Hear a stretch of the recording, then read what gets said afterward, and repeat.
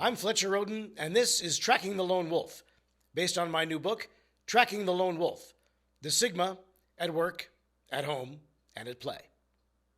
It's available in paperback and for Kindle, and in audiobook format. I'm a public speaker, and you can learn more about that at the website, trackingthelonewolf.com. So why do we use these new designations?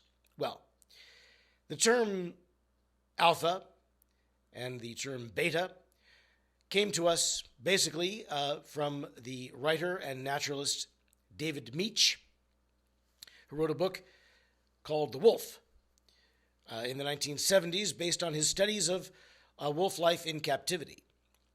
What he found was that the alpha male generally led the wolf pack, and that the beta males supported the alpha in the hunt and followed the alpha's leadership. The alpha was the designated wolf to mate. This was the wolf that sired cubs.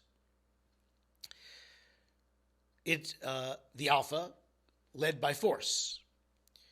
And once the alpha failed to maintain its rule of law, which is really the law of rule, then it would be deposed, excised, perhaps killed.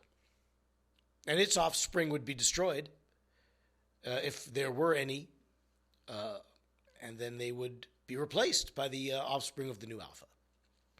So this is how we come to think of human beings as alphas and betas. The alpha is the strong, superior male, and the beta is the weaker, more supplemental male. And this was very popular in the 1980s, particularly given the emphasis of, let's say, the greed is good principle, which comes to us from the film Wall Street. Greed is good was an essential element to the American culture of the 1980s. And so we came to use the term alpha to refer to a male human being who was, like the male of a wolf pack, dominant, predatory, who ruled by force, who had children, who was prodigious in his reproductive ability. This was the boss at work. This is the father of the dinner table. This is the stellar member of the social circle, the alpha male. And that all others were somehow inherently inferior. And this is how we referred to members of the human race for a good 20 years or so, which is most unfortunate. Because what we come to understand is that human beings are much more sophisticated than wolves. I'm surprised people didn't know that sooner. But the main thing to keep in mind is that we're not wolves. First of all, Meach's research was done in captivity, which is not a natural state for a wolf pack, and therefore his results are necessarily contaminated. Unlike Dian Fossey, he did not study in the wild. He doesn't take into account the fact that a lone wolf is a natural part of a pack, but not in captivity. In the wild, a wolf pack is likely to have, every generation, they send out their juveniles to go start new packs. And these are lone wolf creatures temporarily until they become alphas of their own pack, or fail to do so. Or they find a pack with a weak alpha and they can destroy it. Maybe the alpha is old and it can be deposed. So a new juvenile may come along to replace an alpha.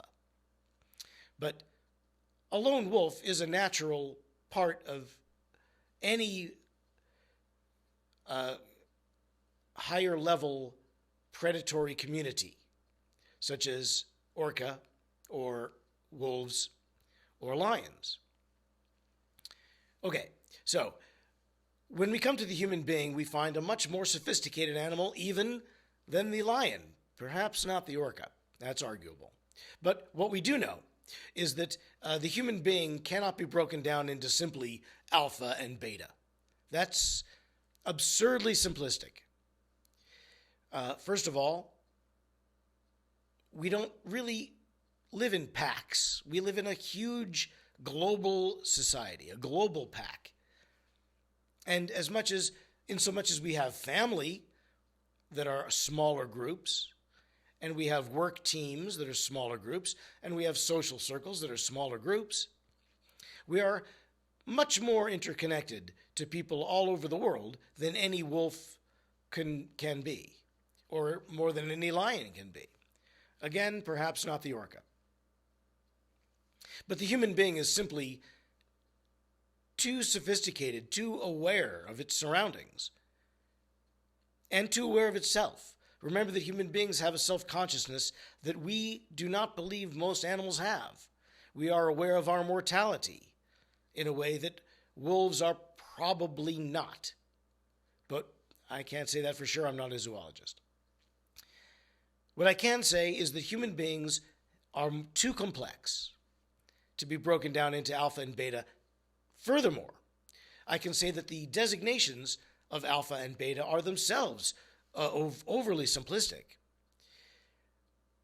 The alpha is not necessarily the superior creature. The beta is not necessarily the inferior creature. The beta has strengths that the alpha lacks. The beta has humility. The beta has the greater good in mind. The beta is more concerned with the good of the pack than with their individual good. But the alpha, much more concerned with their own individual good, much more concerned with maintaining the status quo so that they can remain in power. The alpha is doomed to be replaced either by time or by circumstance. But the beta is not doomed. The beta survives. The beta always survives the alpha. But I'm not here to talk about that. That's a subject for another episode of Tracking the Lone Wolf. Here, what we learn is that humans are so much more complex that they need greater designation. They need the omega and the gamma designations. They need the sigma designations to fully understand the complex creature that is the human being. That's the purpose of my book, The Sigma, At Work, at Home, and at Play, Tracking the Lone Wolf. Its purpose is to greater understand the inner life and the outer life, the inner world and the outer world. For the Sigma, 1%, and for everyone else, the 99%.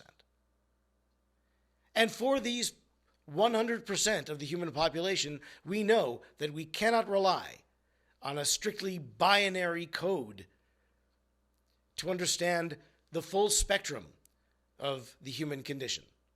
Alpha and beta? No. You need to understand the omega and the gamma, the delta, and of course the sigma. And you'll be able to do so by reading my book, Tracking the Lone Wolf, The Sigma, At Work, at Home, and at Play. It's available now in paperback and for Kindle and in audiobook format. I'm a public speaker, and you can learn more about that at the website, trackingthelonewolf.com. I'm Fletcher Roden, and this has been Tracking the Lone Wolf. See you again.